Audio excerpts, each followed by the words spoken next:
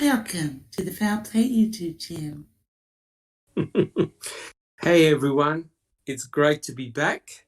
Great to be back continuing our podcast. And for those who are new to Foul Play and our podcast series, we're doing a series of podcasts entitled Reading with Uncle Ken. And at the moment, we're on part 23.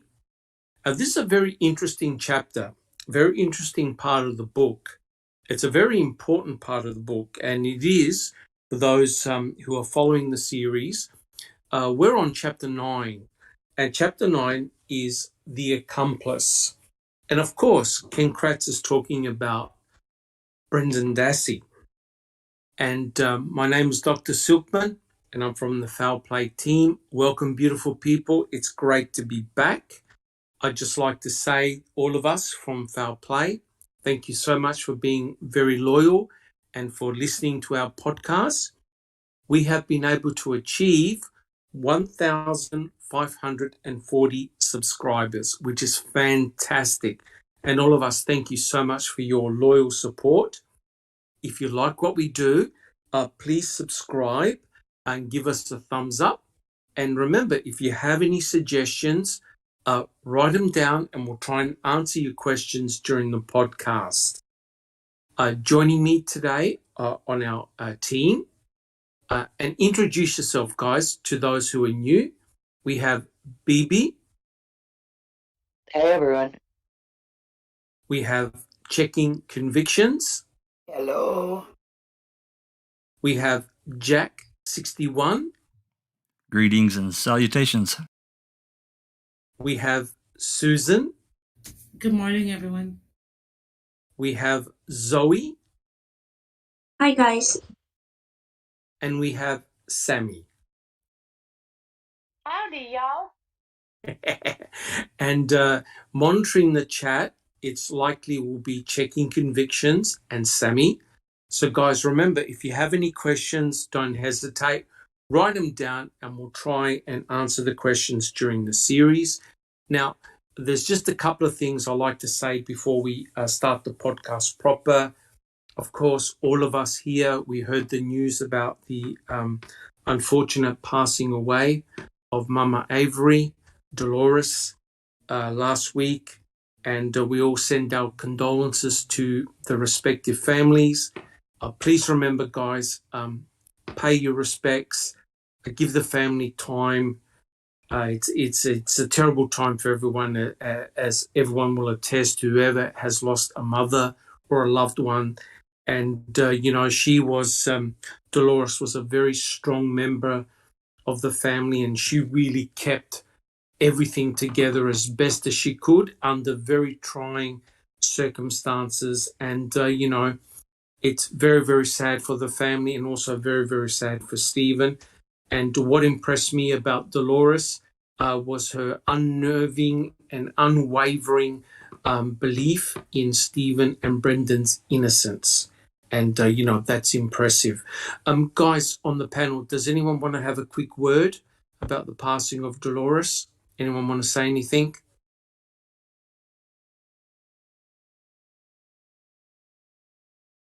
All right. We've sort of done, there are many tribute videos on YouTube, and Foul Play has done a little mini one as well. Please respect the family's privacy, especially at this time. The other thing I'd like to mention is that apparently we have got case files for both George Floyd and also for Chris Watts. And these have been placed on our website. Our website has got a very extensive collection of documents. A lot of them have been FOIA'd by members from Foul Play, and they've been placed in our extensive library, and they're free for you to read and do research on. So we're collecting more and more documents from various cases, and we're putting them on our website. Our website is very extensive, and all of us from Foul Play would like to thank everyone who's contributed to the website. But not only that, those who look after the website, Zoe and others who put in a lot of time, energy, and effort to keep that website up to date. So please come and check it out. The URL has been placed on our chat by Jack61. Have a look and please feel free to come and check out our site. All right, guys. Well, it's really good to be back. And like I said, what we'll do, we'll make a start of the podcast proper. And this chapter here is a very difficult one, for me personally, and I think for most members of the Foul Play panel, and I think most members in the general community. It's about Brendan Dassey. And as you know, Brendan Dassey at the time, when he was extensively questioned by both Fassbender and Wiegert, and also Detective O'Neill, he was 16 years old. And it's pretty well documented that Brendan had learning difficulties. He wasn't the sharpest tool in the shed, so to speak. And unfortunately, he walked into the bear trap. As we all know, in April 2007, at the tender age of 17, he was sentenced. And he was sentenced for the following things: first-degree murder, second-degree sexual assault, mutilation of a corpse, and he was sentenced to life in prison. Now, he's not actually eligible for parole until at least 2048. So the question is, what did Ken Kratz write about Brendan Dassey? So what we'll do, we'll make a start. And I quote, this is chapter 9, entitled The Accomplice. I quote, "Making a Murderer viewers can't forget Brendan Dassey or help but feel sorry for him. He's the shuffling, mumbling young man with bad skin and broken bowl haircut, a cipher adrift with tiny promise of a future. Heartbreakingly aware of his intellectual limitations, he says, 'I'm stupid, Mum,' to his mother. Barb, in a recorded jailhouse call, prompting her lament, 'You're not stupid to me.' During one of 6 interviews with investigators in which he implicates himself in the murder of Teresa Horbach, Brendan, a high school sophomore, asks, 'How long is this going to take? I have a project due in 6th hour.' If you watched Making a Murderer, you heard that and shook your head forlornly. Textbook example here, you thought of unscrupulous investigators leading a suggestible and vulnerable teenager to confess to a crime he'd later swear he didn't actually commit."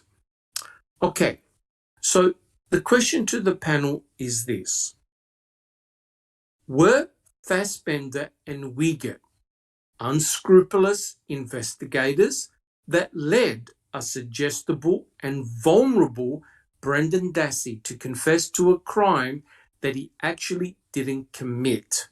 Why or why not? Jack61. Oh my God, yes, they did. And they did it. Oh. They did it for one reason: to convict Avery. They weren't interested in the truth. They weren't interested in anything other than convicting Stephen Avery. And they didn't care who it hurt. Yep, that's a very, very good point. Excellent. And don't you find it rather interesting that here we have another embedded confession by Yes. Ken Kratz? Yes, absolutely. Another embedded confession. And it's interesting how he actually echoes the words that most people are thinking when he said of unscrupulous investigators leading a suggestible and vulnerable teenager to confess to a crime he'd later swear he actually didn't commit. Very interesting.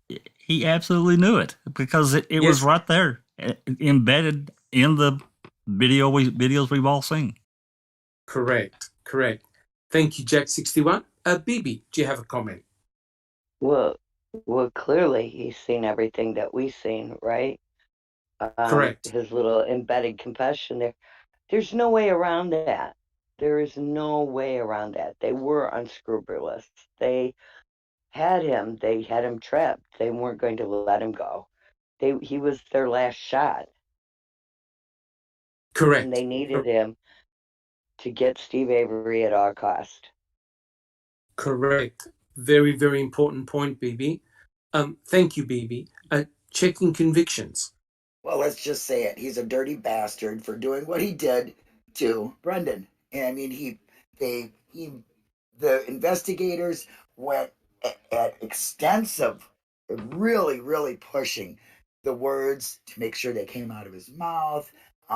So and evidence was found, the suggestible bullet, I mean, they didn't care. They had not one bit of sympathy for his age or his learning disability. In fact, they took complete advantage of that.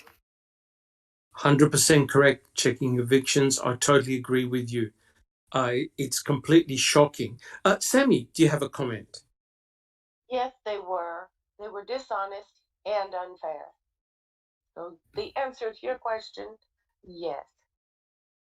Yeah, I 100% agree. But like I said, as I said before, it's very interesting that in his book, Ken Kratz puts in all these embedded confessions. I mean, when you think about it, he had no real need to put in those comments, yet he did, because he obviously was thinking about them himself. Susan, do you have a comment? And he also knew that, this is what people were saying after seeing the man. Correct. But I'd also like to say I am just so angry about the way he described Brendan. It's just disgusting. Yep, correct. I hate this man. Oh. Yep, correct. 100% correct. He, as you can see in his book, he pays absolutely no respect whatsoever to Brendan Dassey at all. No care factor there at all. Thank you, Susan. Jack61. Doc, I'm not sure if it's included in the book, and you may get to this later. I just wanted to make note of when Brendan, when they let Barr back in there at the end. Does that come into the book? Yes. Or no? Okay, I'm not gonna make my comment then. Yes. Trust me, this chapter gets worse and worse page by page. God. It really, really does. Okay. Correct. So as you can see here, it's clear that Ken Kratz described Brendan Dassey in a very disparaging manner, had no care for him whatsoever. And as you can see, he had a lot of time and a lot of respect for Fassbender and Uyghur, and that really comes out in the book. Bibi, did you have a comment? No. Okay. Sorry. All good. And for those who are new to the case and may not know, Brendan Dassey was interrogated or extensively questioned 6 times. First, on November the 6th in 2005 by Detective O'Neill, and this was done at Crivets. He was then interrogated twice on February the 27th, 2006 by both Fassbender and Uyghur. He was interrogated twice on March the 1st by Fassbender and Uyghur, and then again on May the 13th. And there's a bit of controversy about whether he was also interrogated at Fox Hills. Bibi, do you have a comment? That's the one I was going to say. Fox Hills, possibly also. Yeah. Yes, and we'll come to that in a minute. So as you can see, certainly Brendan Dassey was a person of interest. There's no question about that. And we'll develop that theme as we go through the chapter. All right, guys, does anyone have any additional comments? All right, excellent. Okay, guys, so what we'll do, we'll have a look at question number 2.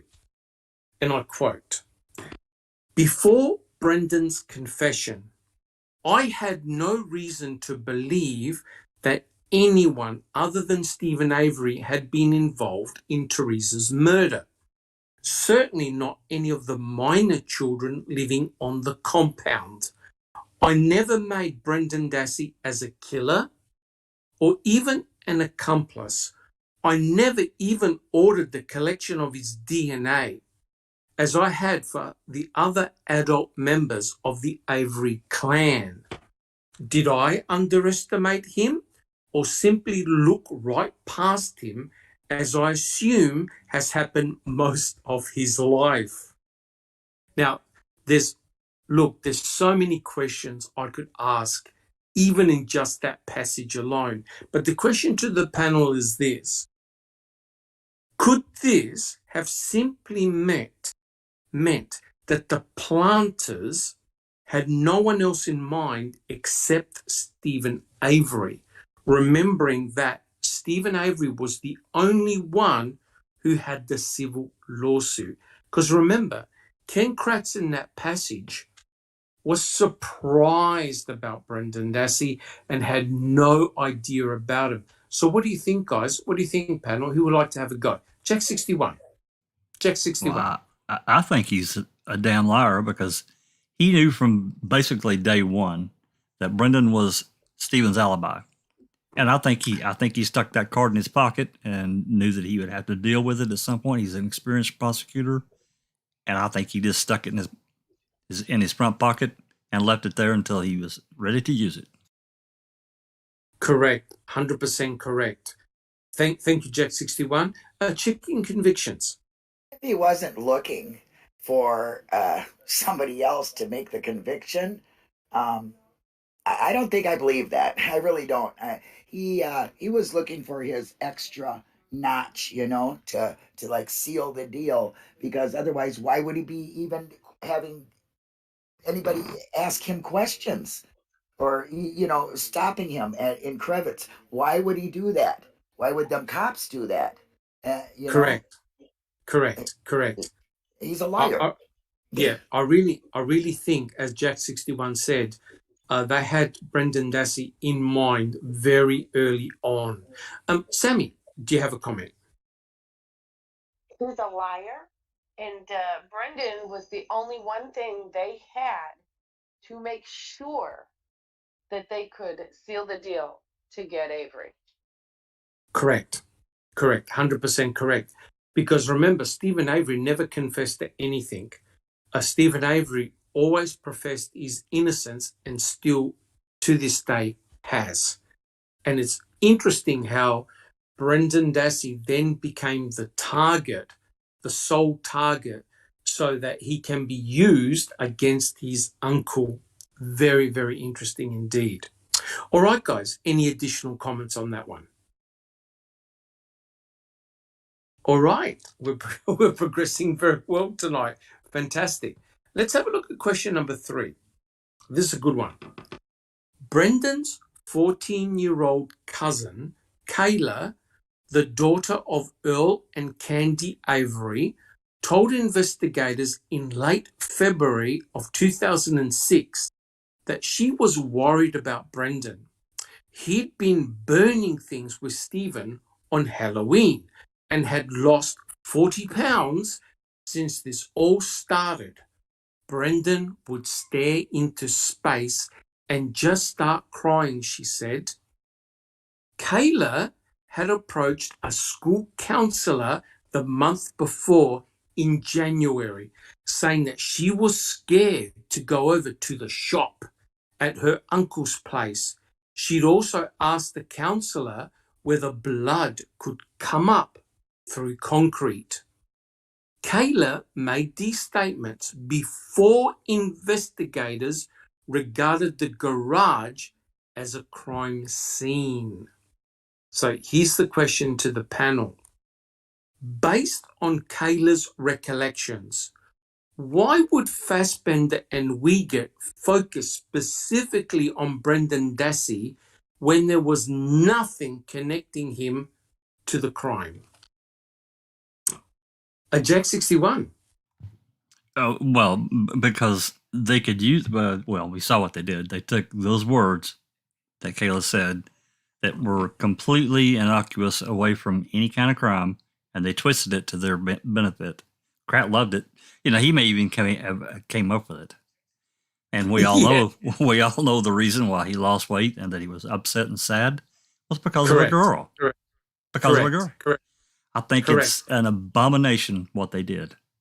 Correct. Absolutely terrible. Don't you find it incredible how everything, even if it has an alternative, non-nefarious explanation, Ken Kratz had to always put a spin on it. Yep. Always had to put a negative spin on everything. Thank you, Jack 61. Checking convictions. Well, he knew Brendan was easily swayed. I mean, he was a child who had a learning disability, which happened to be language. So he was easy to spin anything on. He could put all that negativity on him. He could spin all that. Nobody else would have done that. I mean, we know Kayla changed her, her story on stand, and she was believed. And then, Brendan does, and they don't believe him. So, Correct. Because they made so many times him change his story that they just couldn't believe him. That's what they put out in court. That's right. Yeah. That's right. And here's the problem, guys, and that is when Fallon said to Brendan, "Well, how do we know you're telling the truth now?" You see, and that's the problem when you change your stories and flip and flop all the time. If you don't have a consistent story, then they can use those words against you in court. And that was very, very dangerous. Susan, do you have a comment? Yeah, I think it's possible that after Kayla went to the counselors and this got back to Kratz, I think that possibly he had this light bulb moment. Like, yes, and came up with the whole scheme of coercing Brendan. And probably had a meeting with Fassbender and Uyghur and said, we need to get this kid involved. The case at that point, public opinion was, swaying toward planting and everything. So correct. Yeah. And it's very interesting, guys. Remember how very early on in the case, even before any trial, Stephen Avery was protesting his innocence, and he was talking about planting evidence, that the evidence was planted against him. And it's very interesting how Ken Kratz and other law enforcement officers were having these press conferences all the time, showing the guilt of Stephen Avery, even before any trial began, because they wanted to square up what Stephen was doing. Checking convictions. Do you have a comment? Well, yeah, they had to keep their press conferences going because the community was listening to Stephen, and until Brendan, which completely switched it, they were just grasping straws. Correct. Remember, the state didn't have a narrative of what took place, and that's why they desperately needed Brendan to provide that missing narrative of what took place. Jack 61. This may, to me, it's a bone of contention. It sticks out in my head, and because I feel like that timing always plays a part in this case, other cases too. But we have to remember that the civil suit was settled around the 12th or 13th of February 2006, and what happened after that point? What did they do? They really went after Brendan. And of course, that is in relation to Muting and Strain getting hired because Stephen had that money. Correct. So I think that is a sticking point. Always has been for me. Just wanted to make that comment. Correct. Yep. Very good point. Thank you, Jack 61. Checking convictions. Yeah. I just want to point out that remember, Kratz says we're not going to tell you the narrative basically until court, until we're done or whatever he said. I can't remember his exact words, but he wasn't giving any narrative until Brendan. So Correct. And I remember one of the press agents asked Ken Kratz, well, is there any DNA backing up the kid's story? And, you could tell that Ken Kratz was completely lying through his teeth. He had no DNA evidence against Brendan Dassey. He was trying to roll it on to make it something that it actually wasn't. The way he constructed the narrative was just out of nothing, out of utter desperation.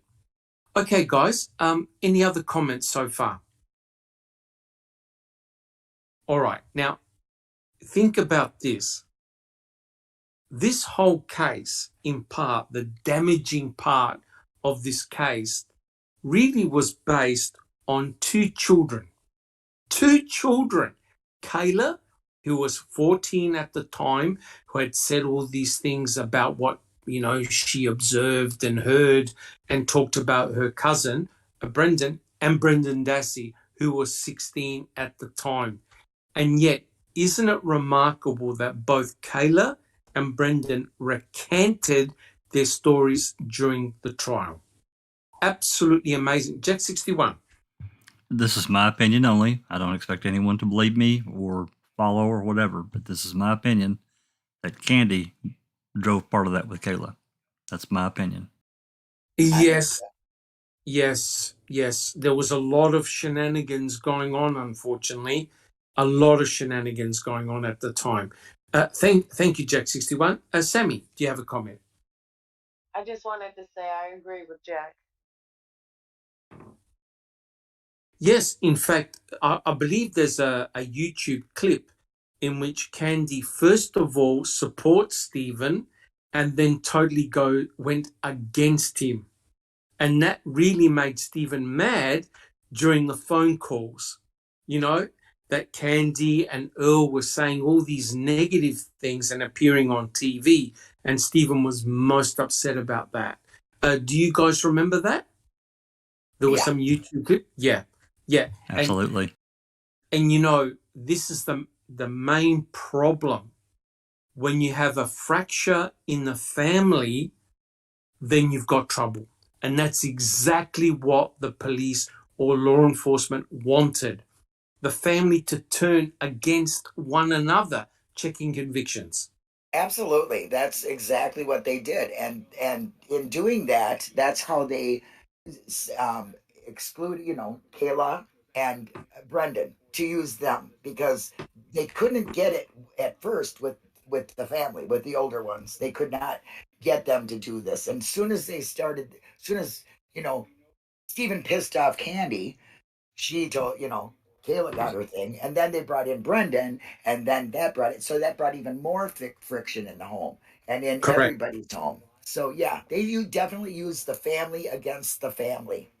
Yes, absolutely. It was a war, and it probably still is a war now, unfortunately. Jack 61, do you have a comment? I was just going to say that they've continued to do that throughout from the beginning. They've continued it to this very day. Correct. And one wonders what type of threats specific family members received or what type of repercussions would have occurred if they weren't compliant.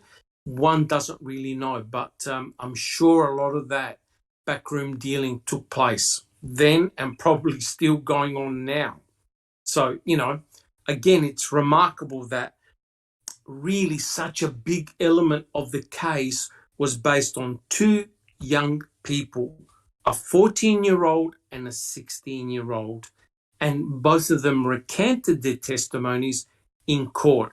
But the problem is, I don't think the jury really believed them, because the question was put by Fallon, well, are you telling the truth now or are you still lying? So once you lose that confidence, you're in big, deep trouble.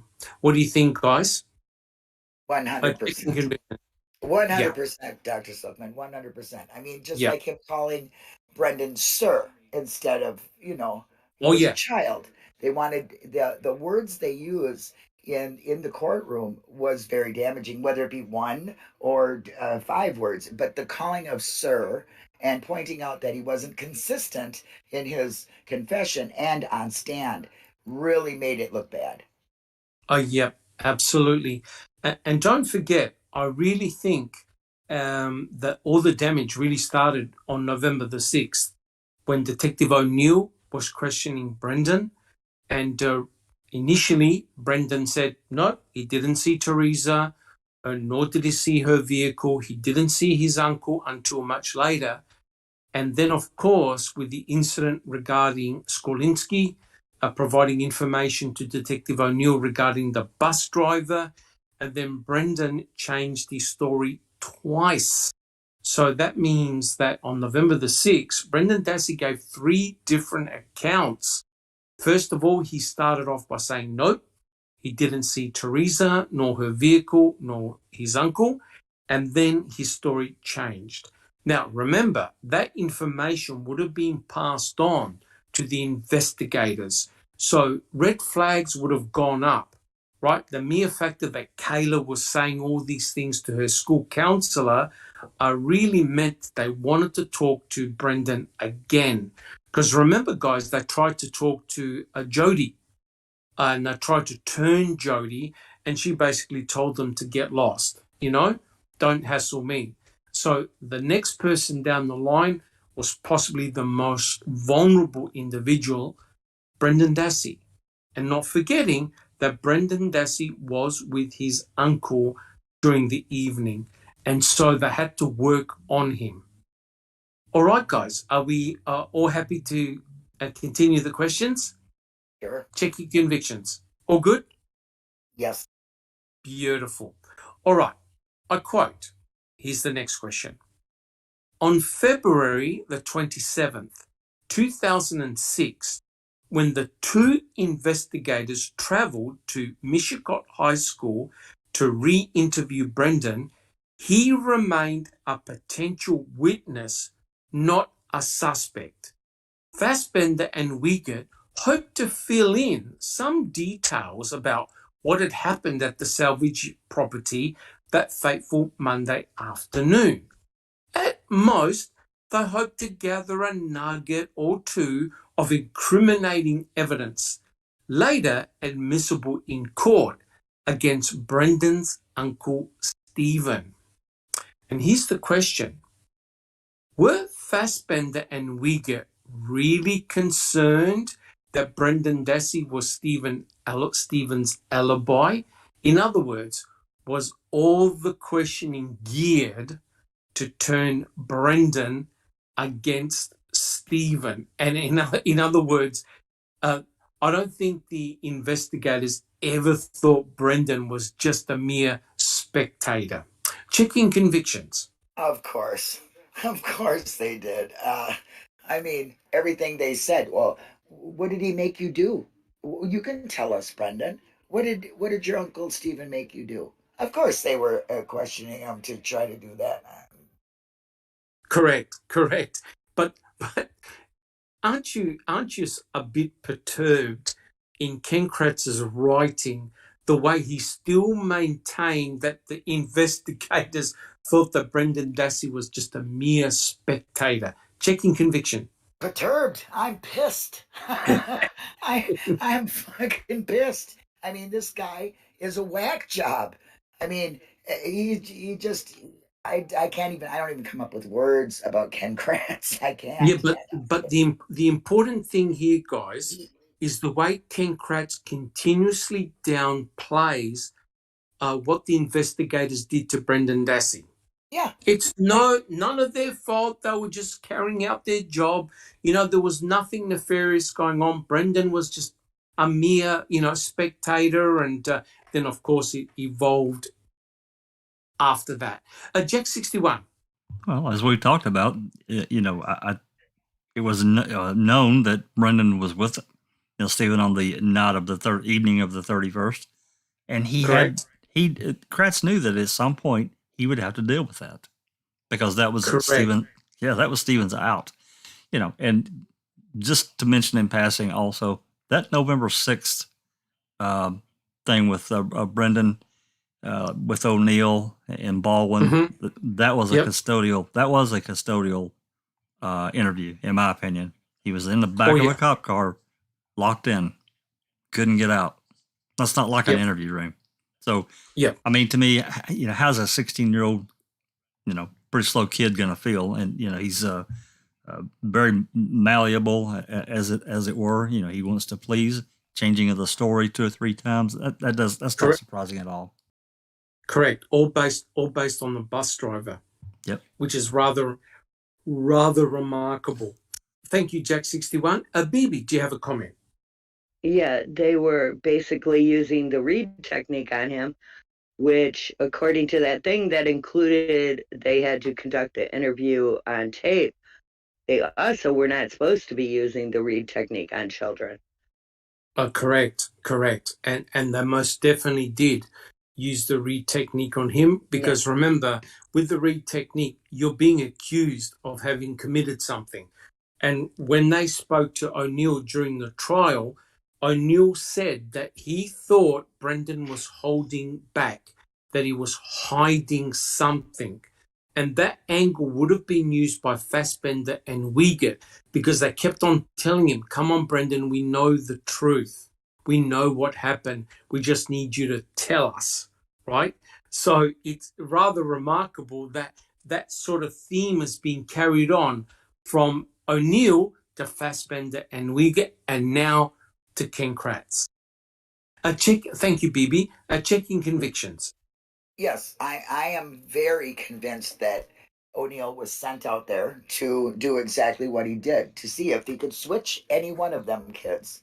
Correct. That is the point. The turning point for Brendan was that interview or interrogation, because I'm with Jax. It's completely an interrogation, and I believe that it was a planned thing to see which one of them would be able to switch easy, because you could see where Brendan switched.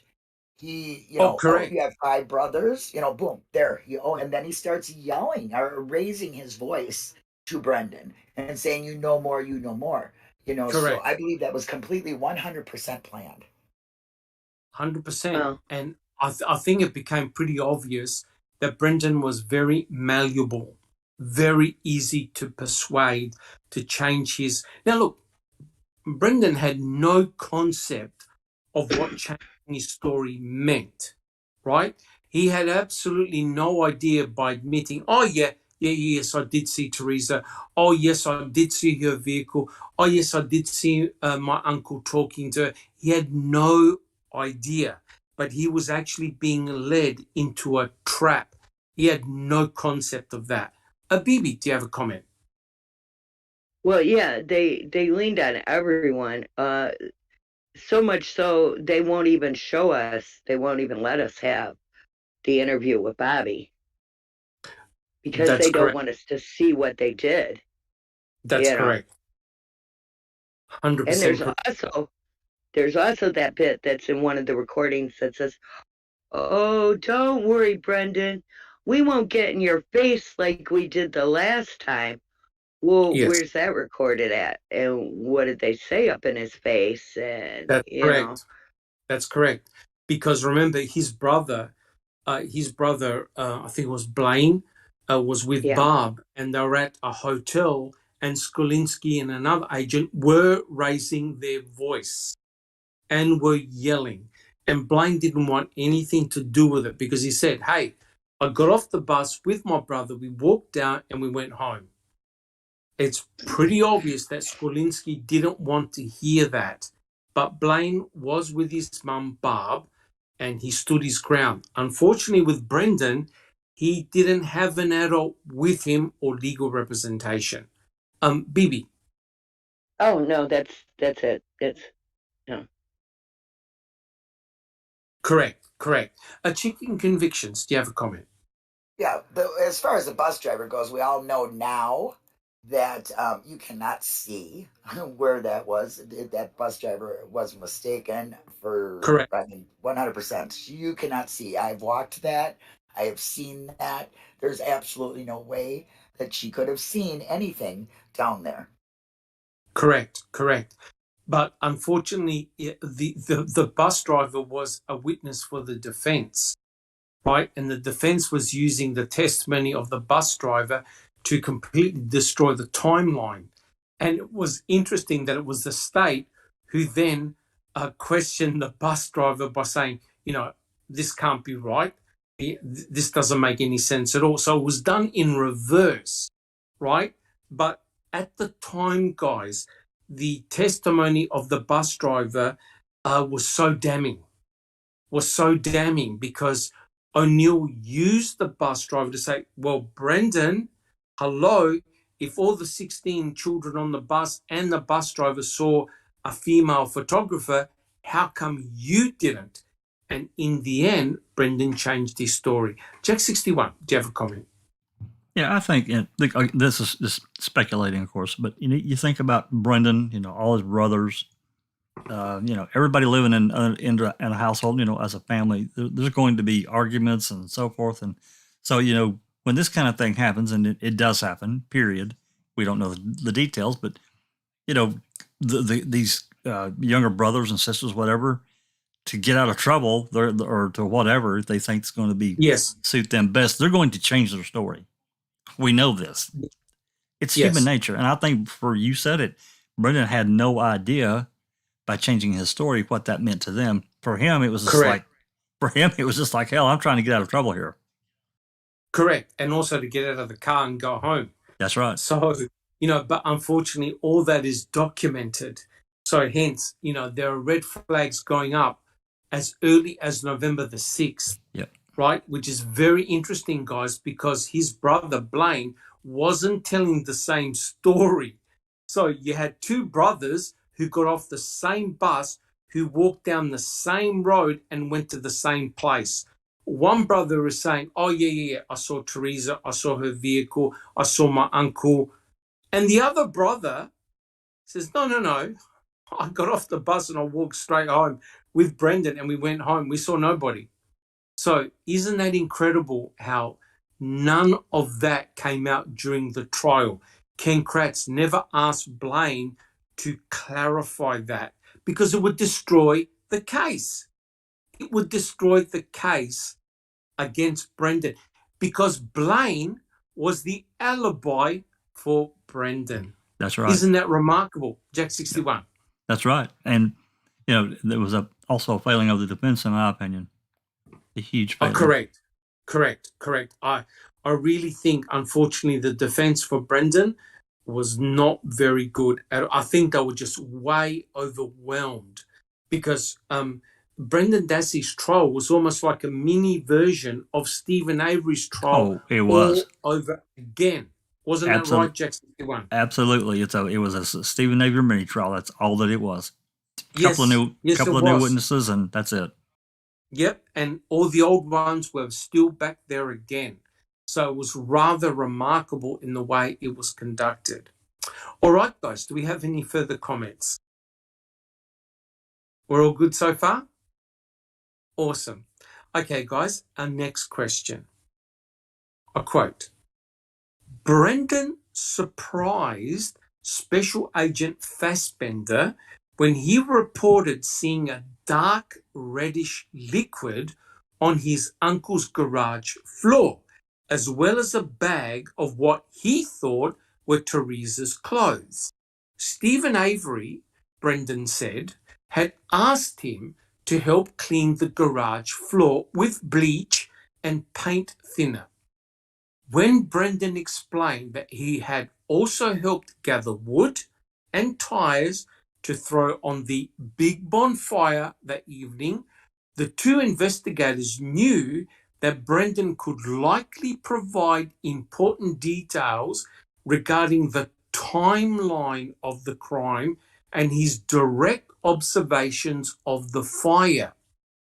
And when he admitted seeing toes and other body parts in the fire on October 31st, Brendan Dassey morphed from being just another wayward young person on the property to perhaps the most critical witness against Stephen Avery.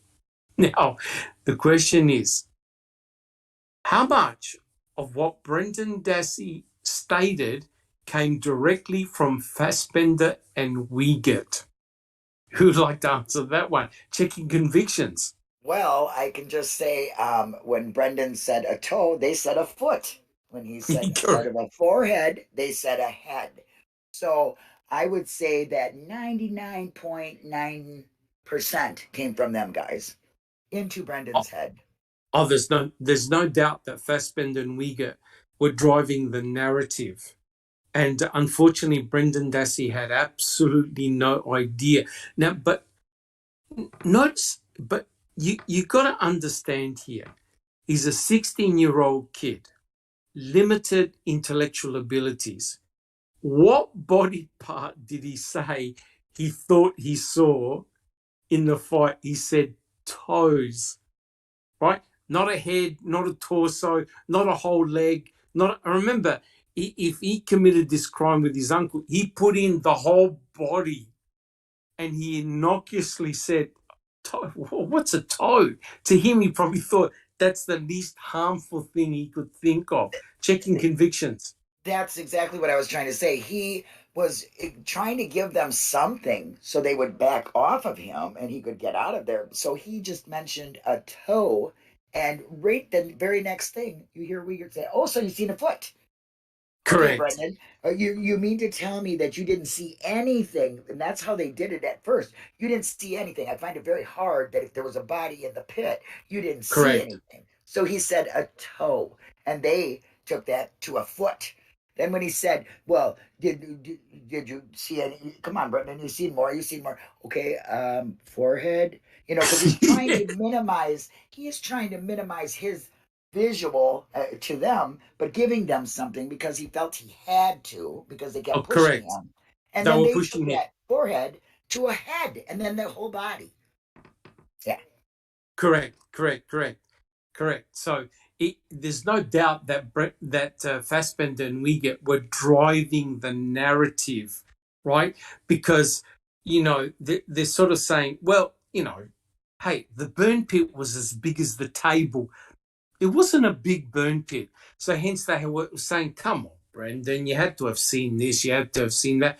And as soon as Brendan said toes, that was it. He hung himself. The moment he said, yeah, I saw toes, that's it. That was the end of the line for him. Because as the investigator said, well, toes are connected to a foot, foot connected to a torso, you got your arms, you got your head, that's it. That was the end of the line for him. Check 61. I think it's also interesting in Socrates that he would mention that Brendan went from witness to defendant.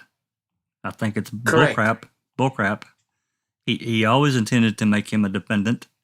Like I said, Correct. I think he knew he was going to have to deal with it, and the only way that they really could deal with it was to destroy him, and that's what they did. Correct. So it's amazing how Brendan is showing the same pattern. Remember with O'Neill, he initially told the truth. O'Neill thought he was holding things back. Then Brendan changed his story. He morphed his stories, right, to satisfy O'Neill. That's exactly what he did with Fassbender and Wiegert. The problem is, the moment you admit seeing a body part in a fire, it meant that you are a primary witness to a major crime. So hence, what Fassbender and Wiegert were doing was then deconstructing the crime scene, what happened beforehand. And as you can see, Brendan got deeper and deeper, sucked into the narrative. Jack 61. And for Brendan, he probably in his mind was thinking, I'll tell them this and I get to go back to school. For him, that's all it meant. I just gave them what they wanted, so I'm good to go. But Correct. At home that probably was just fine and everything would have went back to normal. He did not have any concept of the depth of trouble he was in, and they used that. The seriousness, 100% correct. Checking convictions. Well, since Brendan's disability was language, we all know that, he had a hard time with too many words. So all the inconsistencies really came from Fassbender and Wiegert. And, they were the one, he'd say something and then they'd add to it. So then Brendan would have to change it, or they would change it on him. So it was so many inconsistencies actually from them feeding him the Correct. information. Correct. But the most disingenuous thing is that even when Brendan Dassey tried to go along with the narrative, when Brendan obviously said outrageous things, it's amazing how the investigators were correcting Brendan at every step of the way because they wanted a narrative that suited the investigators. So how were the investigators actually after the truth? Were they after the truth? Checking conviction. No, they were just after anything that would seal the deal for Stephen Avery. That was it. Correct. So now all of a sudden, they've now put Brendan Dassey at the fire pit seeing body parts, right? So from then on, it just went downhill for Brendan, right? Now, it is rather remarkable, right? Was Brendan actually called up as a witness in Stephen's trial? Oh, no. No way way in hell the Kratz wanted him on the stand. Not a chance. Now, wait a minute. He's the star witness against his uncle. So can you tell me why the state never called up Brendan Dassey? Savvy. They couldn't take the risk that upon cross-examination, he would fuck the whole thing up. Excuse me, I had Yep. And the other thing, of course, is imagine if they put Brendan on the stand and he recanted his story. He said, yeah, I made it all up. That wouldn't look too good, would it? Against Stephen, if you recanted the whole story, plus the defense would have ripped Brendan Dassey apart because none of his story made any sense whatsoever. Jack 61, did you have a comment? Thank you, Sammy. Well, basically, I was just going to say what Sammy did. They knew that there was the potential because if he had been used as a witness, then that would have given Buting and String direct access to be able to talk to him, and there's no way the state wanted that at all. Not a chance. Correct. So in effect, that they were shielding Brendan Dassey from potentially being destroyed by the defense.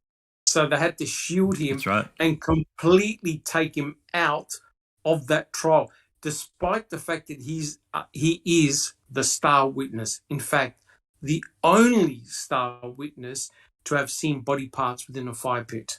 And yet he was not used. Neville, do you have a comment? Yes, I agree with everything what you guys said. Also, the jury would have seen firsthand, front and center, Brandon and his limitations, his demeanor, and that would have told a different story.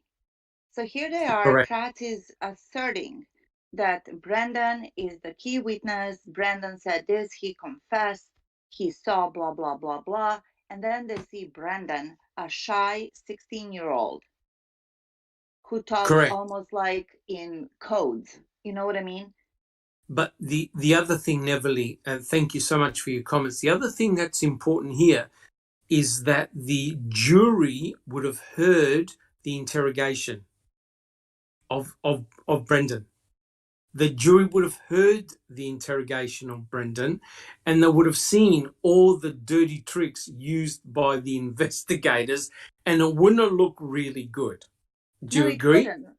Oh, absolutely. Plus, as I said, once you see Brandon, once you hear him speak live, not through the documents and whatever they report secondhand, it would be they would say, wait a second, something's wrong here, wouldn't they? Correct.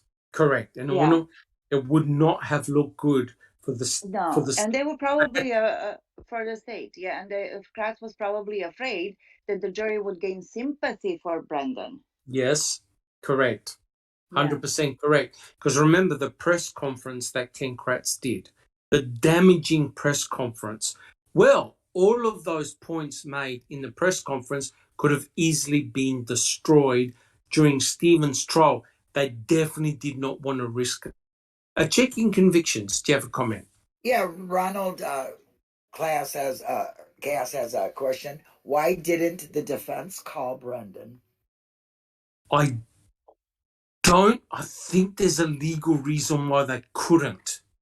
There had to be a legal reason why they couldn't. Ken Kratz in his book explains the reason why because remember that he was a state witness, and the reason why Ken Kratz couldn't call up Brendan because of the self-incrimination. You can't self-incriminate. That's right. The other thing is that Brendan didn't do a plea deal. If he had done a plea deal, they would have called him up, because by accepting a plea deal, you've admitted guilt. Correct? You've admitted guilt. That's right. So the judge will show leniency, but Brendan never took the plea deal. That means that no way was the state going to call up Brendan Dassey. And if you notice, there's a lot of YouTube clips that show, well, we never used any of Brendan Dassey's statements against Stephen Avery. Stephen Avery's case was purely circumstantial. Sammy, do you have a comment? Could you imagine if Brendan had been put up on the stand either way, in his case or in Stephen's, how much a cross-examination could have brought out to Correct. completely screw up the entire case for the Correct. prosecution? Correct. And all Correct. they would have had to do was had him admit that all of that was fed to him right there on the stand. That Correct. there would have been a big, they couldn't. Correct. Yeah. They could not take the risk. Imagine if Brendan Dassey said, look, I got that story from reading Kiss the Girls or seeing Kiss the Girls.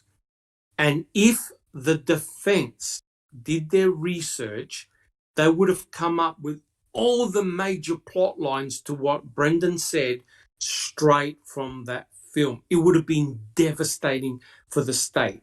Susan, do you have a comment? Yeah, this is the reason why Kratz separated the trials.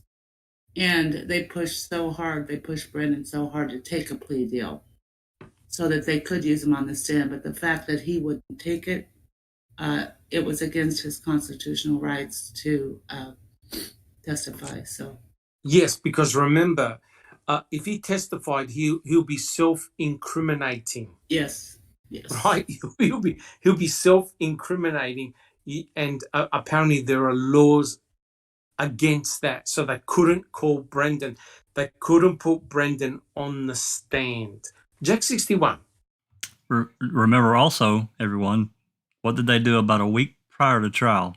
And this was prompted by the state, if I'm recalling correctly, to remove Brendan Dassey's name from pretty much everything and being mentioned at all. Yes. That's a huge deal. Yes, and isn't it also true that some of the jurors went to Brendan's trial to find out what had happened? One of them did, Stephen's for sure. Trial.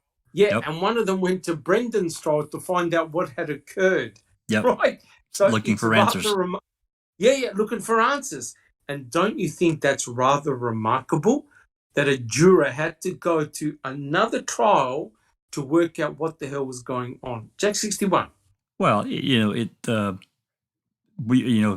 can say whatever he wants, but up until really not just prior to trial, they were treated as co-defendants, period. They were, and for them to separate that trial, I mean, everything, it's been covered, they couldn't take the chance of Brendan getting up on the stand and completely recanting and wrecking everything, so. Correct. It really would have been a horrendous shit show. Oh, yeah. In court. It really would have been. I mean, it was bad enough during Brendan's trial when Kayla and Brendan completely recanted. Could you imagine both of them recanting during Stephen's trial? It just the whole thing would have been a complete sham. But as it was a complete sham because, in essence, Brendan's trial wasn't about Brendan. It was all about what Stephen had done. And you had the same experts appear in both trials, sprouting the same information. I've never heard of that before in my life. It's really bizarre. Okay, guys, any other comments so far? All right. Checking convictions. Oh, I just wanted to point out that Jinx named the juror that you were talking about. It was Julie Dorn. Oh, fantastic. Thank you. Thank you so much. Thank you, Mystic. I appreciate that. Yeah, it's completely crazy. And yet, that's how it went down. All right, guys, we'll continue. We're doing very well. A quote. Stephen had long preached to Barb that her kids be taught not to talk to the cops. Again, another embedded confession. And this failure of paranoid parenting would surely be met with his disapproval, if not something worse. She was right. To shield Barb and her children from intimidation, officers invited the Younger family to stay at a local resort, Fox Hills, many miles away from the Avery compound in Michigan. It seemed clear that Ma and Pa Avery cared about Stephen and Stephen alone. They would sacrifice their grandkids in a heartbeat. I thought, rather than give up their freshly exonerated son to the cops, Barb agreed to stay at Fox Hill for the night. All right. You know, what we got to do is one day invite Barb onto a podcast.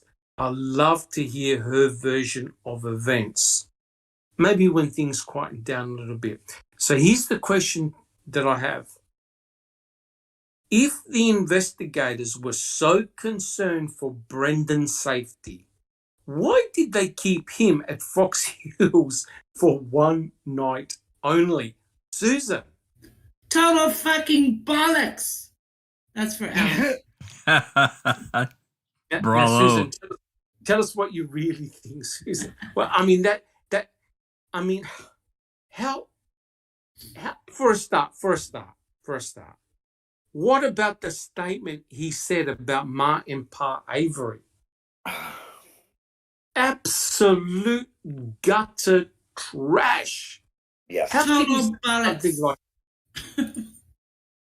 Sorry. and Neverly, do you have a comment?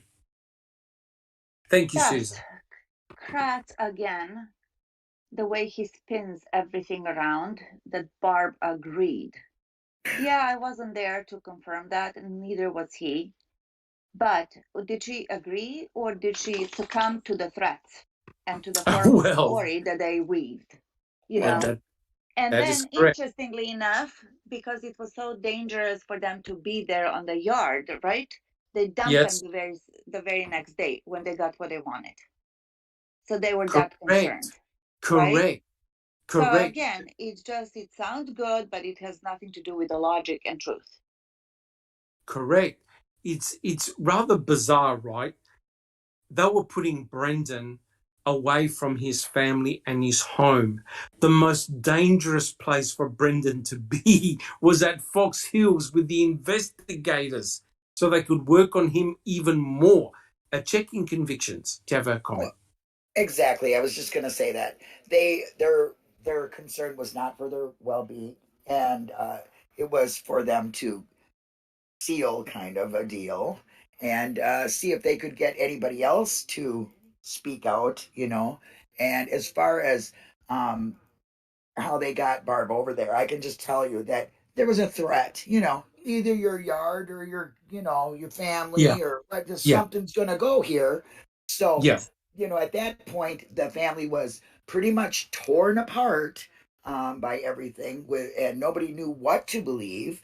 And they just really wanted to exclude Brendan from being able to talk to grandma and grandpa and, have a little family sit down, and what he said about uh, Dolores and Alan is absolutely bullshit. Pisses me That's off.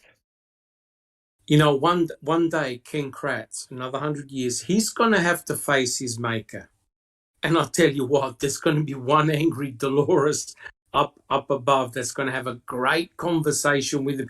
How could he say a disparaging remark about grandparents caring more about Stephen than their own grandchild Brendan? When Dolores always showed love and devotion to both her son and also to her grandson, Brendan.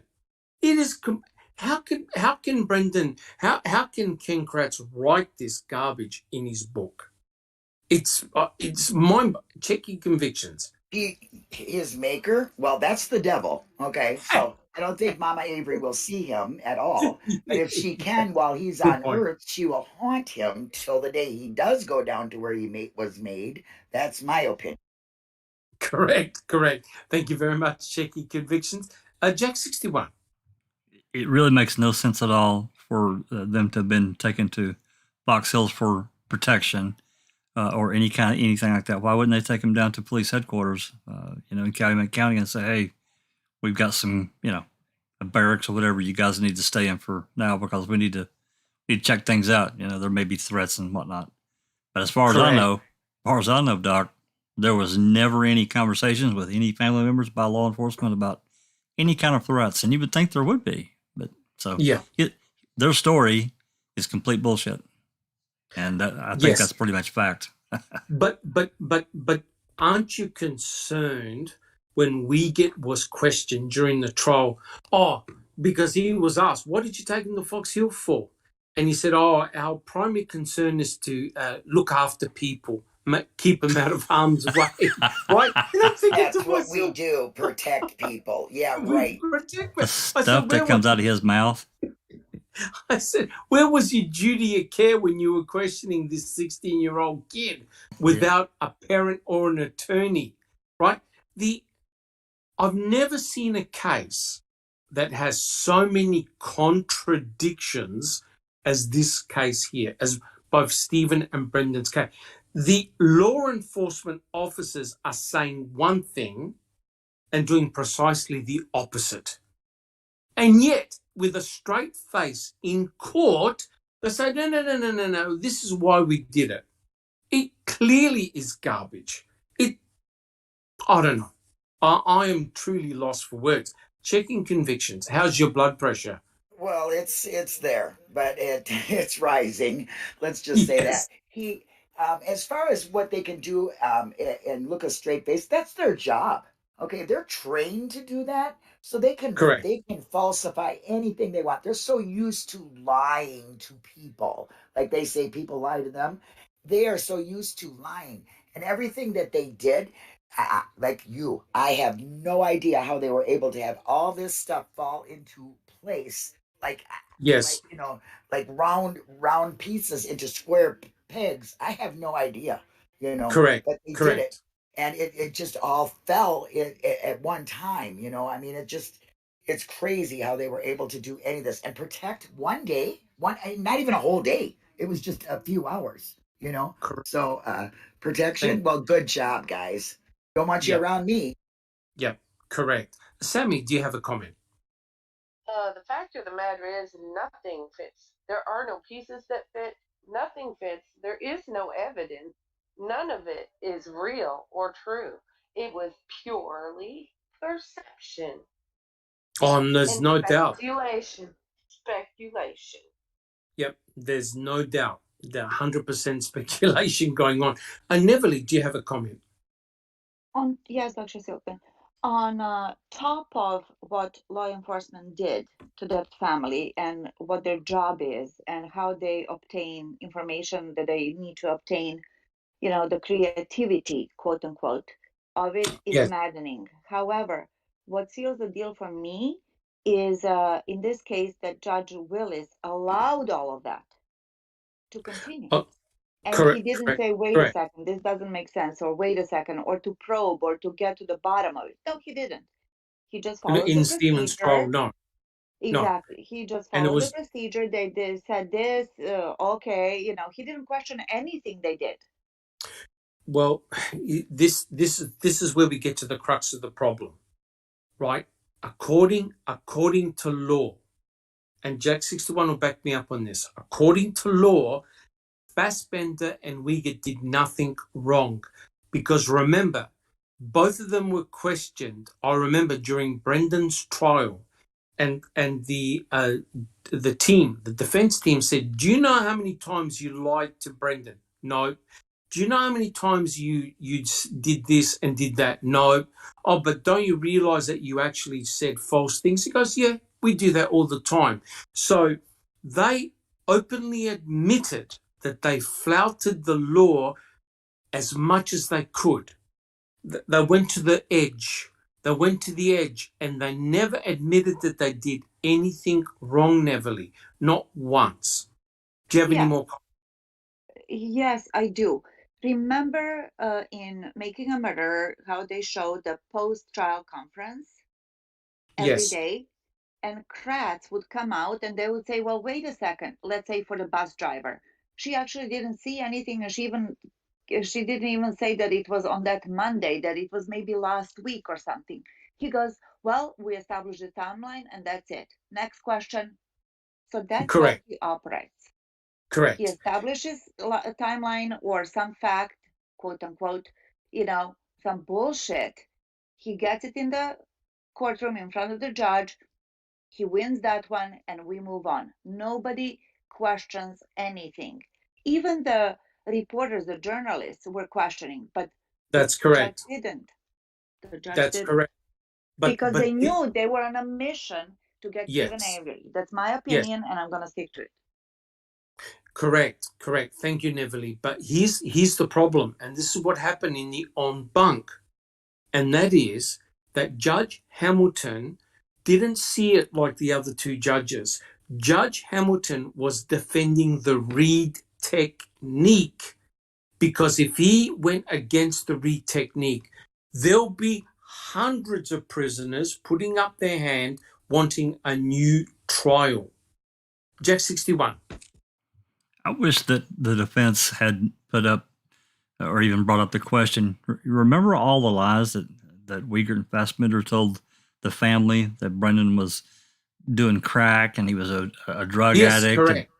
Correct. My God, I wish that would have came out at trial of the lies they told to the family. Oh yeah. Correct. Correct. But with the Reed technique, you are permitted to show deceit and to actually tell lies. Checking convictions. Thank you, Jack 61. And that is exactly how they got Brendan. They were able to lie to him and lie to the family. So you're getting stories conflicting each way. But law enforcement is the one that is inserting all of these things. That is correct. Right. And legally they were doing the Reed technique, and that was legal. So as Nan's life says, they need to change them laws, and they are changing. Illinois and Oregon have since decided to use the peace technique. So that's good. Good. Fantastic. Neverly, do you have a comment? What you said, Dr. Silkman, about Judge Hamilton and how he didn't see anything wrong. They were using the Reed technique. Correct. Okay, so we are talking about Stephen and Brendan in this case, but we know that they are not an isolated case or two isolated cases at all. The only difference is that Stephen was convicted twice. Yes, wrongfully correct. convicted twice. But this happens all the time. So not only we are focused on these cases, but the judges, the system is focused on the bigger picture. It's not just the money, the civil suit, the potential civil suit that is going to be brought up by Stephen and Brendan, but all the other prisoners who were there innocently, who were coerced to confess, who were, just snowballed. 100% correct. All about that too. So that's why they will protect their verdict, Stephen and Brendan's verdict, to death, because they cannot open the floodgates. That's what's correct. going to happen next. Like That's correct. we saw what happened in the drug case. The drug. Yes. Correct. Mm-hmm. And that's precisely the same situation there, because I remember the DA was trying to say, oh, look, this only affects 2 cases, but in effect, it affected 10,000 cases. Each had to be thrown out, right? Because you couldn't determine whether the laboratory technicians were either stoned or fabricating the results. So each one of the convictions had to be overturned. Some of them, of course, were criminals, but some of them were innocent. So can you imagine what would have occurred if everyone who was convicted through the READ technique or by the MTSO or by the Wisconsin State Crime Lab wanted their cases redone again? I think I saw it on a Mind Shock. He came up with a figure of $1 billion at least of potential damages against the state. A minimum of $1 billion. So Stephen's $36 million is just nothing. It's just leaves in the wind compared to potentially what Wisconsin would have paid out if all the other trials had to be redone again. Over $1 billion. And that's precisely why they needed to stop Stephen Avery and his civil suit, because it would have opened up the floodgates and also would have opened up the lines of corruption inquiry, right? And that could have lasted 5-10 years. It would have been a huge commission to go through all the cases. And imagine what would have occurred. It would have potentially destroyed Wisconsin, right? So they had to shut the gate on Brendan and on Stephen. That's my opinion. That's how I see it. Guys, do we have any other comments? All right. We're all good? Fantastic. And just, again, isn't it interesting that Ken Kratz says in his quote, not to talk to the cops, right? And what would you do today? You would not talk to the cops unless you had an adult or an attorney present, because Brendan trusted the cops, and look at the trouble he got into. So again, it's very interesting that Ken Kratz would write that in his book. Check 61. I almost think about the bullet and his comment about when I find a bullet that was a game changer. I think about when he heard about these things that Kayla had said about Brendan, lost weight and, crying. Wasn't that another game changer for Ken Kratz? Yes, correct. So, they run with a specific narrative, right? And when that narrative is proved to be incorrect, they just flip-flop, right? But that's why now Kathleen Zellner has got him by the short and curlies, because they can't flip-flop anymore. They can't change their narrative. They can't change their story. So Zellner has destroyed the forensic evidence. The state is in huge trouble, but she has to get in front of a judge. And they're preventing her from doing that all the time. It's shocking, absolutely shocking. All right, guys, I reckon we do 1 or 2 more questions, and I reckon we'll be okay, because I'm a little bit conscious of the time. Guys, are we all happy with that? We're all good? Yeah? All good. Awesome. All right, guys, here's the next question. I quote, did he really see toes in the fire? Did he really see a bag of Teresa's clothes? We weren't sure, but I was certain of one thing. He knew a hell of a lot more than he was telling about what happened that night, which is a very interesting thing to say, because that's exactly what O'Neill said. So here's the question. Why was Ken Kratz so sure about this? Isn't Ken simply speculating here? Who would like to answer that one? So Ken Kratz is always saying, oh, no, he knew more. Well, how exactly did he know that Brendan knew more? Checking convictions. He didn't know more. He just knew his investigators were going to make him say more. Correct. 100% agree. Jack 61. When you were reading that passage in his book, did you feel my eye roll from here? I'm pretty far from you, Doc. Yeah, correct. God. Correct. Yes.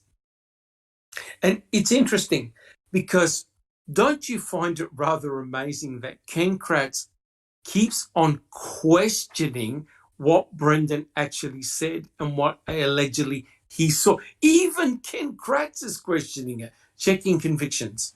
Well, he has to. I mean, he has to. He has to say these things because he knows damn well that Brendan seen nothing. That's Brendan, right. Brendan knew absolutely nothing. Brendan was just trying to please an authority because he was raised to be respectful. And that is Correct. simply what it is. And Ken Kratz has to say this because he has to stick to his nasty narrative and his bullshit lies, and he has to Correct. defend what he did. And he will defend that till his death. And he is completely 100% most evil. Correct. And you know all the trouble that Judge Duffin caused when Judge Duffin basically said, hey, his confession is coerced, it's garbage, release him or retrial him. But if you retrial him, you can't use the confession. Oh boy, did that drop the cat amongst the pigeons, right? Yeah. And we'll be discussing that in the next chapter. Don't worry about that. Checking convictions. Do you have a comment? Oh, I just was 100% agreeing with you. Yes. Thank you. All right, guys. What we'll do one more question because I'm conscious of the time. I don't want to rush this chapter because it's a very important chapter. All right, guys. Our last quote for today. It's a long one. Brendan was a minor, but this was a murder investigation. Dassey attended Mishicot public schools, and although he received special assistance in a few classes, he knew right from wrong, was able to distinguish between the truth and a lie, and like any other 16-year-old in Wisconsin, was not entitled to the presence of an attorney or a parent during police questioning unless he asked for one. I've never been comfortable with the idea of interviewing child witnesses without some support person present, whether an attorney or a parent. But Barb was definitely a loose cannon, and nobody could assure me that she wasn't more interested in saving her brother than her own son. Her attendance at the interview wouldn't help get to the truth, especially if Brendan was more involved than we thought. So, although I understood Barb would be told of the March 1st scheduled interview, I hope she chose not to attend. Brendan needed to be Mirandaized, certainly, but if he felt comfortable proceeding without a lawyer, I needed him questioned about what he saw. My hope was realized. Again, given a chance to sit beside her son as he spoke to homicide investigators, Barb passed. Here's the question. Oh boy, we can ask 10 questions on this one. Why was Kratz so concerned about Brendan Dassey having his mother or an attorney present during the interrogations? Checking convictions. Oh my God, I'm biting at my lips. I'm telling you, I'm so pissed at that statement. It's a shocker.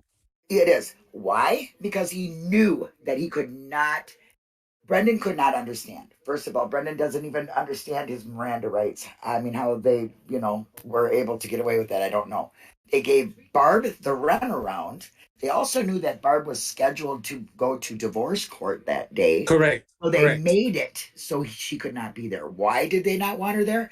Because as we seen, when they left the room for a few moments, Brendan said they got to my head. She would have never allowed Brendan to say the things he said if she was there. They knew it. They absolutely knew that Brendan or that Barb would protect her son above her brother. Yeah.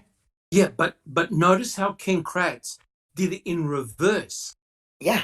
He did it in reverse. He did everything in reverse. I'm surprised he doesn't walk backwards. He's now saying, well, Barb will protect her brother instead of her own son. What the hell? He now insulted Ma and Pa Avery, and now he also insulted Barb. Well, we got to get Barb on a podcast because I would love to get her opinions and her thoughts on this. This is truly, truly shocking. A check in convictions. Yeah, it is. It's very shocking. And they did give her the runaround. They did not tell her where he was going to be at. They made her run around looking for him at first. And then when, she had that divorce court, they knew exactly when she was going to be in court and when she would be out, and they timed it perfectly. Oh, of course. Neville, do you have a comment? Yeah, just a simple question, actually. So everybody on the panel and in the chat, think about this. If you have your own children, if you don't, you have nieces, nephews, you have friends, children, and stuff. You have a general idea of how 16-year-olds act, boys or girls, doesn't matter. Now tell me, is it logical to think that every 16-year-old knows their right to refuse an interrogation, to ask for a lawyer, to ask for the presence of some kind of a authority to be there on their side? Tell me.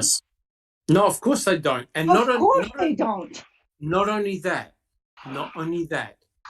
Brendan Dassey had the power to say, I'm not talking to you, I'm walking out. But he never did. He never did.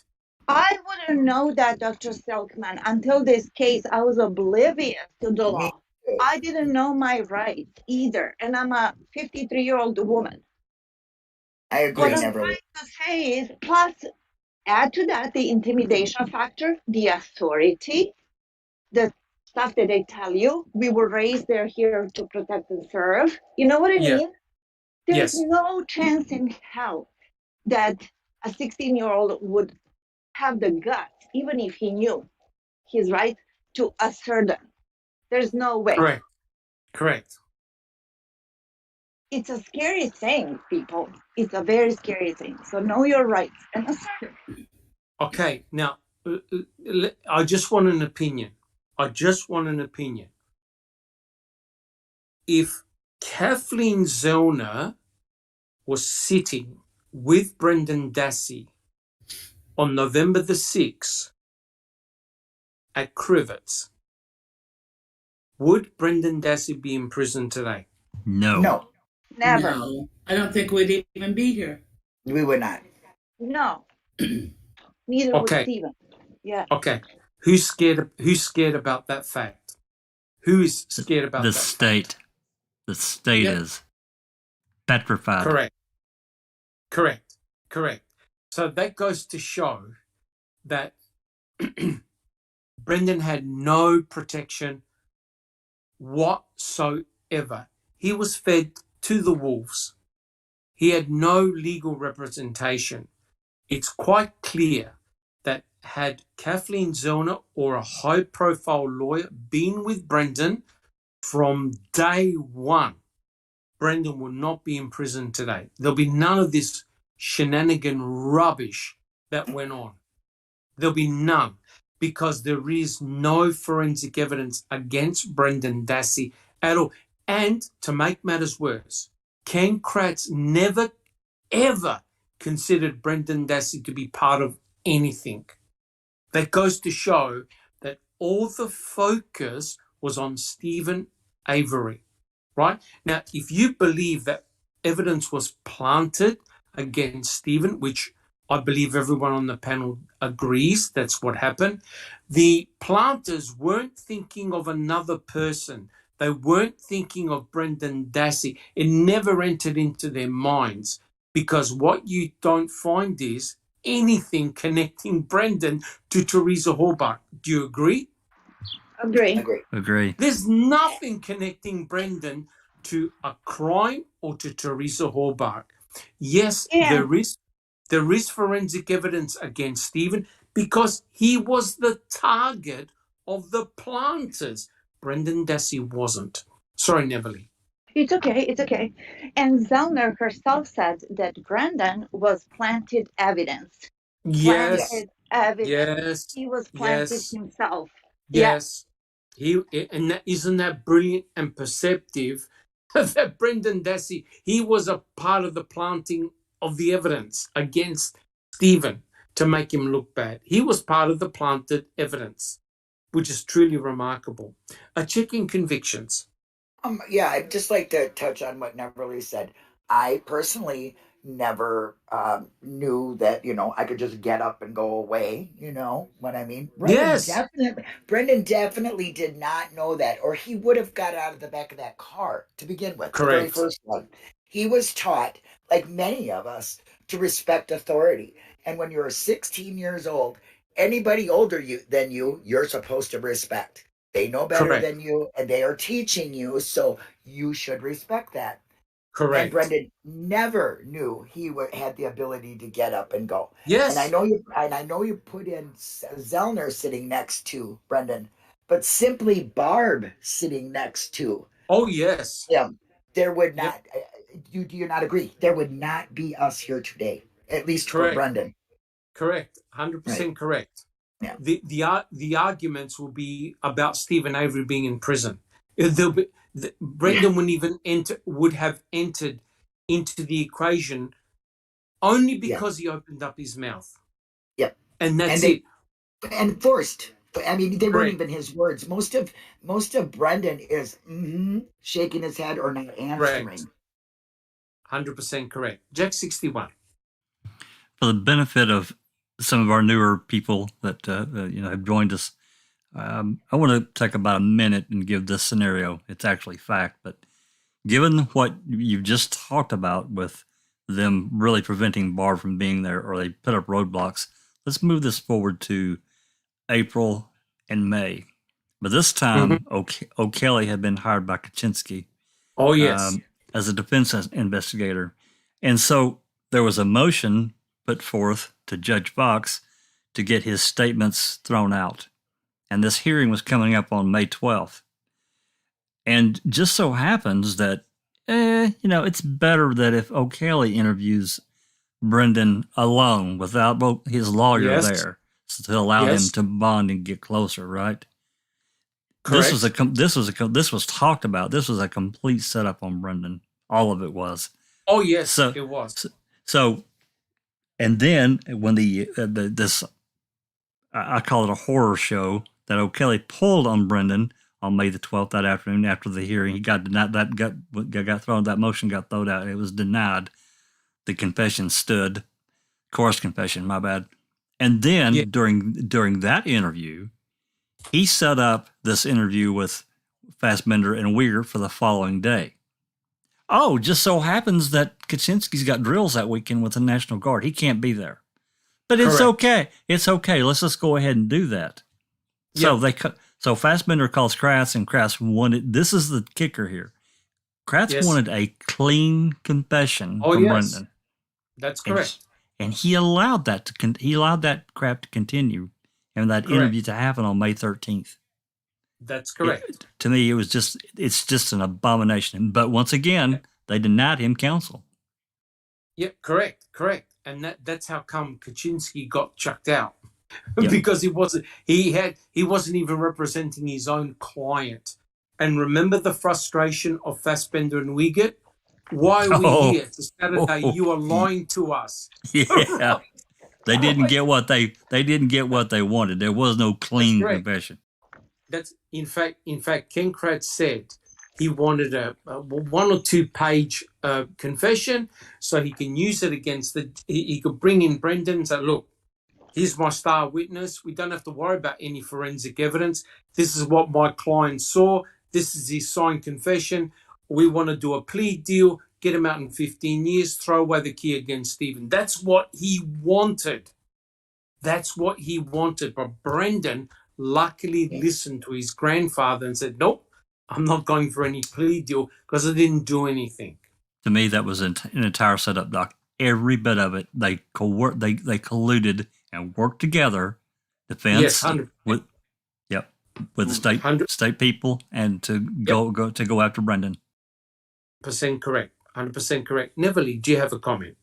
Yeah, thank you, Jack. As painful as it is to talk about that, we must. What happened on that day with Kelly was just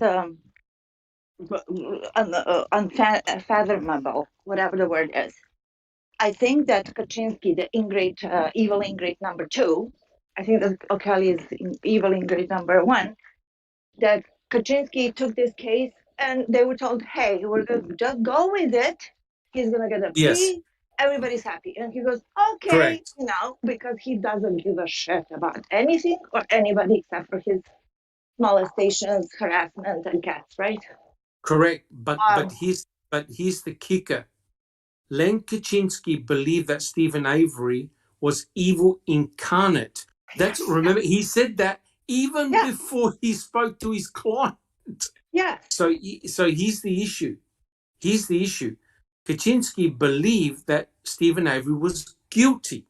Yeah. So he in effect was working for the state. The state. Him and O'Kelly were working for the state. Yes. And then O'Kelly lied to Brendan. He told him that he did not pass the polygraph, which he did. Correct. Which he did. And then he told Kaczynski he's ready to talk to the investigator. No, he was not ready to talk to the investigators. He didn't say, okay, hook me up with the investigators. So he lied again and again and again. And poor Brendan was just there sitting thinking, what the fuck? Correct. And remember, thank you, Neverly. Remember Jack 61, the 2010, the post-conviction hearings? Oh, yeah. The utter look of shock on Brendan's face when he heard the confessions of Kaczynski and O'Kelly. The mere fact that they were setting Brendan up.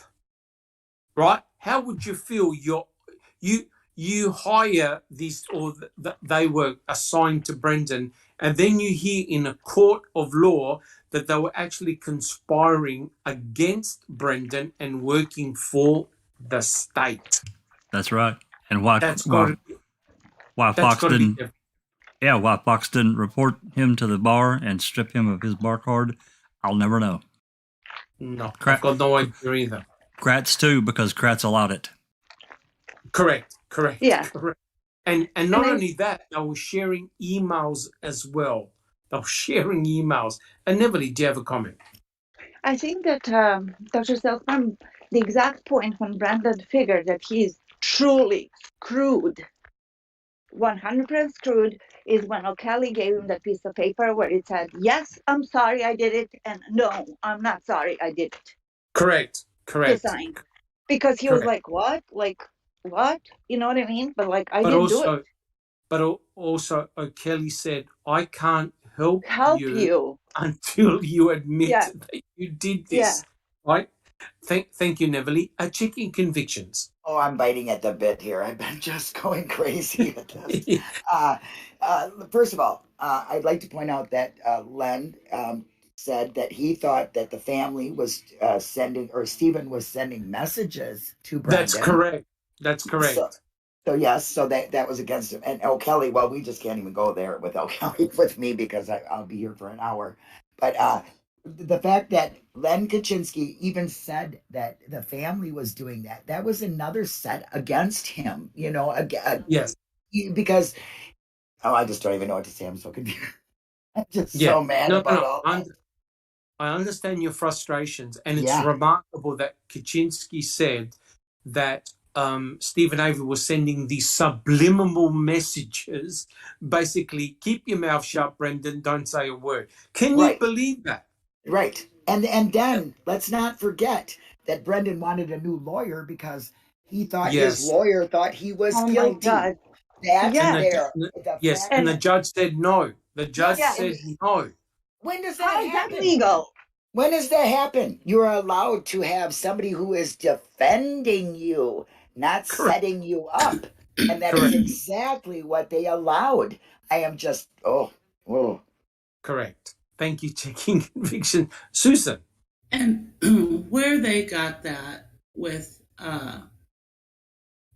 Stephen intimidating Brendan came from an interview that Stephen did and was asked by the reporter, do you think Brendan is smart? Yes. And Stephen said, no, not really, or whatever his answer was. And they took that as a threat toward Brendan. I mean, yes, that's a threat. It's just ridiculous. Correct. That, look, I mean, I've said it before, and I'll say it again. Everything that could possibly go wrong with Brendan, his trial did. It really was shocking from start to finish. It was really, really terrible. And what I would like to do, so we can finish off tonight, I just want to read out, especially for the new people who have joined the case and don't know much about the case. This was Brendan Dassey's attorney Fremgen. And this is what he said in his opening statement. Now, you listen carefully. But I don't believe you'll hear evidence about Brendan Dassey's DNA. You won't hear the same evidence involving Brendan Dassey.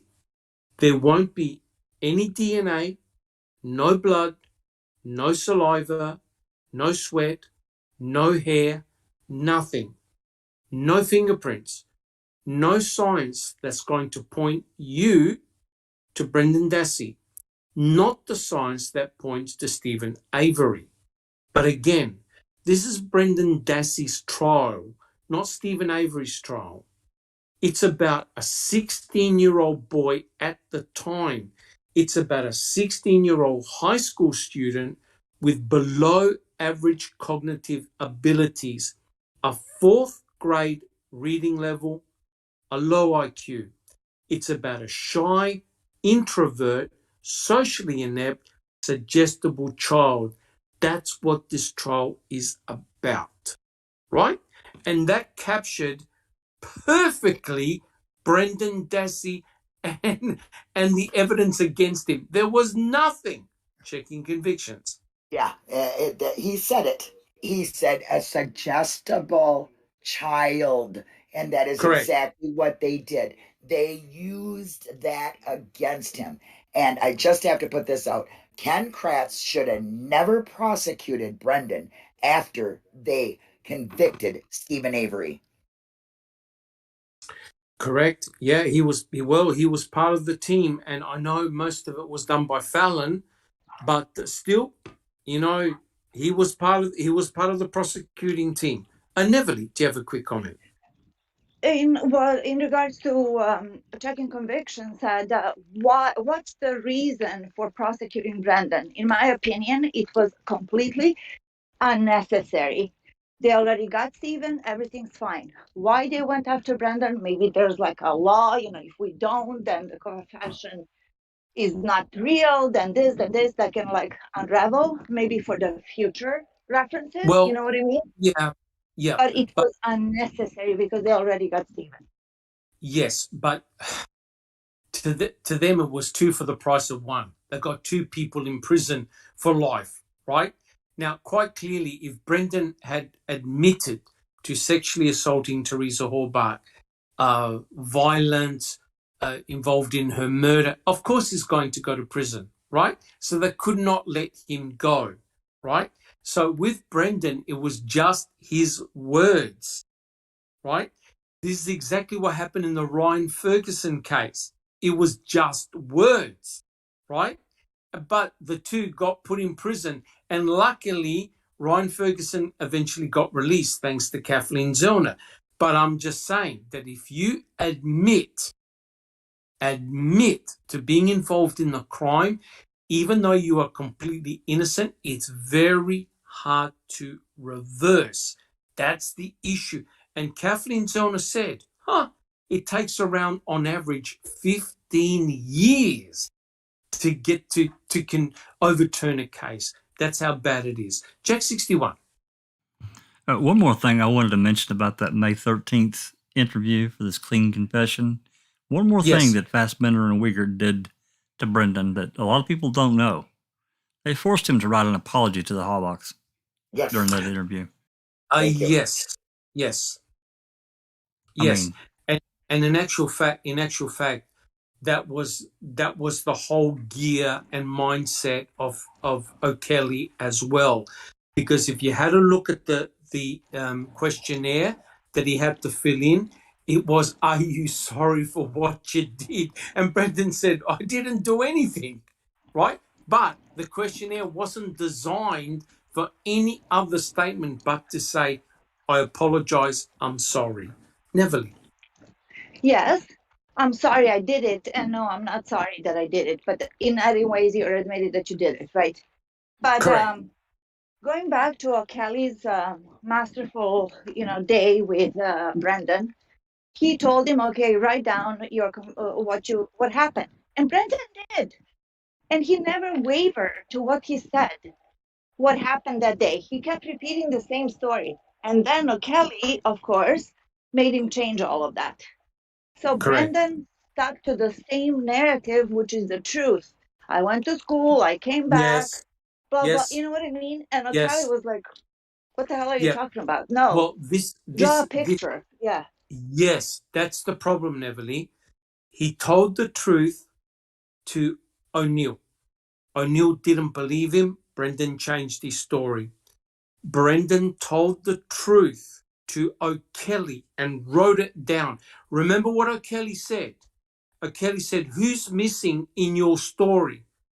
You haven't mentioned Teresa." Yep. So hence he said, "You're lying. I can't help you. You're lying." Checking convictions. Yes, every single time Brendan told the truth, they said to him, "You're lying. You're lying. You're lying." So here's a young, suggestible child who's trying to do the respectable thing and tell the truth, and he was told he was lying. So his truths are lies and his lies are truth. How confusing for him. That's correct. I think, don't quote me on this, but I believe Fassbender and Uyghur told Brendan he was lying 89 times. 89 times during the interrogation. That's right. And and they also used his mother, the only connection and somebody he completely trusted, against him. 1,000%. Correct. That's a scary thing, because remember, they set Brendan up, right? They set Brendan up by asking him to call his mother, right? Remember? Forced him into it. Forced him. They forced him. And they used it during the trial. That was a setup. Against 100% setup to seal the deal. To his credit, Edelston did try to get that stopped, but he lost. Foxwood said, no, it's allowed. And, that's correct. And welcome to the tosser. Hey, Alice. Neverly camera. O'Kelly also told him, "This is the only way I can help you, Brett." Is Neverly on camera? Not anymore. She turned it off. Thank you. All right. Well, look, Alice, how are you? Yeah, not too bad, Doc. Just got home from getting the second vaccine, so that's me all sorted. Okay. Well, look, guys, we've done really well. We've answered 8 questions. So let's stop. I'm conscious of the time. We've nearly gone for 2 hours. Why don't we go through the panel and tell us what you've been doing and whether you've got anything to add to the panel and to our listeners on the channel. Alice, we'll start with you. How have you been coming along? Yeah, doing good, Doc. Just the usual. Trying to keep up to date with what's happening with Luke and Jodie's case. And doing Brendan talks with the lovely Checking Convictions and Becca. Other than that, just the same old, same old. Awesome. And is it true that Sandra Lean now is no longer representing the family anymore? She's still supporting Luke. Yes. She's still active behind the scenes. She's just not going to be supporting in a professional capacity. Okay. Okay. But she's still there. She still supports Luke 100%. But yeah, she's still there, but just not in a professional capacity because he's got a new legal team now. So awesome. And don't forget, I was very fortunate that I interviewed Dr. Sandra Lean, and you can find that on our YouTube channel. It was a really, really interesting interview. And hopefully when things settle down a bit, I would love to have another interview with her. It was a really good interview. Learned a lot. Thank you so much, Alice. Checking Convictions. How about yourself? Oh, well, I'm trying to recoup from the rally. Rigorous schedule we had.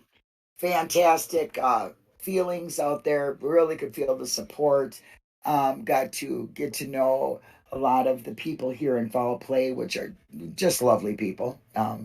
As lovely as you see them on the texting, they are as in person.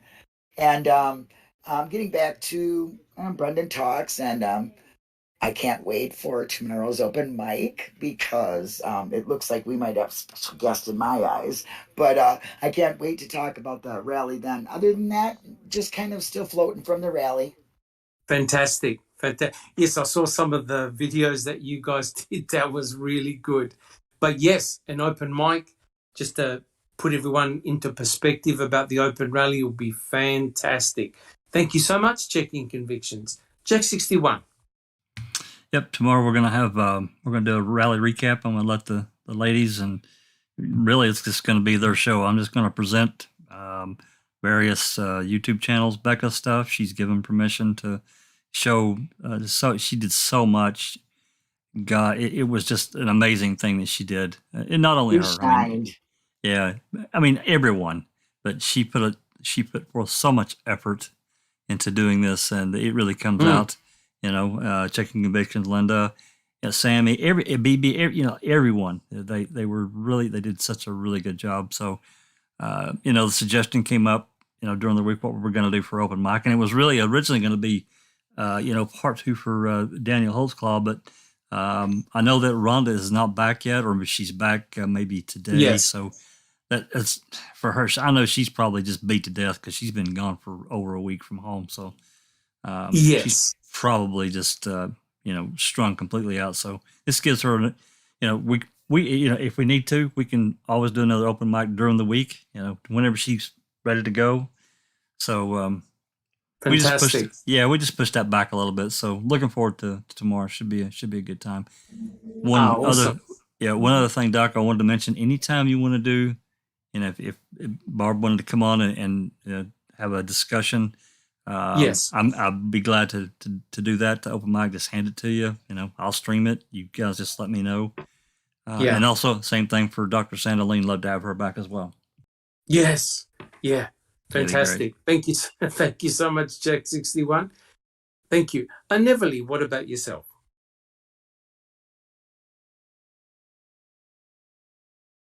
Sorry about that. Yes. That's okay. Well, thank you, Dr. Silkman. All is well. I tried to watch as many live streams of the rally as much as I could. Becca is so cute. She is so natural and just really cute person. And I really enjoyed that, and it was fun to see him, and so proud of everybody that went there. I wish Yes. I could just put it in the card, but thank you for representing, and I can't wait for tomorrow to hear all about it and see more pictures. And so that's that. Other than that, I saw a couple of crime shows on Netflix, I think. It just dumbfounding, it's really disheartening because like, Yes. oh my God, you know what I mean? This is not Yes. just Stephen and Brandon, it's like all No, over the world. that's Things happen correct. all over the world. Yes. Yep. So this That's is really correct. good that we're doing, and it just empowers me to do more. That's all. Fantastic. Thank you very Thank much. you. Of Thank course. you. Susan, how about yourself? Yeah, I'd just like to say how much I enjoyed the rally as well. That with all they did, Testing, I testing, felt one. in a way that I was there. I was unable to go, but it was fantastic. 1, 2, 3, testing, testing, 1, 2, 3. I'm really grateful. Testing, testing, 1, 2, 3, testing, Fantastic. testing, 1, 2, 3. Took us there and just Testing, thank everybody testing, for 1, 2, being 3. here. Thank you, Dr. Yes. 2, 3. Yes. I Testing, tried testing, telling 1, 2, the crew 3, not testing, to go to testing, Cuss 1, 2, Road. 3. I told the crew not Testing, to. testing, 1, 2, 3. But it looks like testing, everyone was testing, 1, 2, safe, 3. thank I God. found that really interesting, what they did. Yes. Yeah. Correct. Thank you so much, Susan. Zoe, are you there? Zoe. I'm here. Beautiful. How are things coming Well, with you? well, nothing special. I've been working on the website a little bit more. Yes. I was enjoying the rally. I was jealous, was crying my core because I couldn't be there. Just the usual, Yes. Fantastic. Thank you so much. And again, thank you so much for working so hard, yourself and others on the website, putting up all the documents, it's all teamwork. all the little videos. Thank you so much. Yes. No problem at all. We've put up, I think about 64 or 65 little snippets from MAM 1 and MAM 2, little YouTube clips. If you haven't seen them and you're new to the case, check them out. You'll learn a lot from them. There's a lot of stuff there. Thank you so much, Zoe. Much appreciated. Sammy, how about yourself? I'm doing quite well, and I'm about to get some much needed rest. How have you been? Sorry, what was that? How have you been? Yeah. I'm unfortunately in and out of hospitals all the time, but next week I go for a bone biopsy. So fingers crossed everything is good, and I'm looking forward to progress and getting my ulcer healed so I can drive a car and walk again. So fingers crossed. But in the meantime, I've been looking at like Neverly, been looking at a lot of different crime documentaries. I've done quite a little bit of reading with the West Memphis 3. If you're not familiar with that case, it's truly shocking. Definitely worth checking out. Like you said, like everyone has said on the panel, what's happened to Brendan and Stephen is not unique. It's happened to many others. And it's the same things all over again. But the West Memphis 3 is a truly horrific crime. Definitely worth checking that out. All right, guys. If we don't have any final comments, I'd like to thank the panel. Thank you for your great insights and questions. I'd like to thank the audience for coming along and listening. If you do like what we do, please subscribe. If you like our podcast, please give us a thumbs up. Give us some suggestions on how we can improve things. That'd be great. So what we'll be doing is that we've got an open mic coming up, which will be great, talking about the rally. But next week, we'll continue with our reading with Uncle Ken.